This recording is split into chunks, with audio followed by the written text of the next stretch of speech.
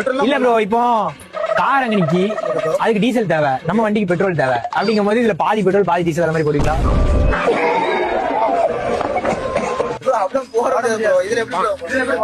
கேன்ல தர மாட்டீங்க, கேன்ல தர மாட்டீங்களா?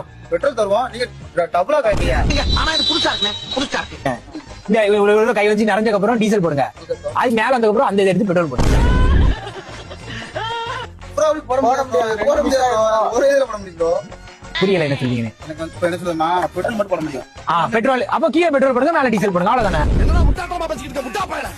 இப்ப கார் பெட்ரோல் இல்லாம நீங்க என்ன செய்ய? இல்ல இப்ப உங்களால கீழே பெட்ரோல் போட முடியாதுங்களா? அப்ப கீழே டீசல் போடுங்க.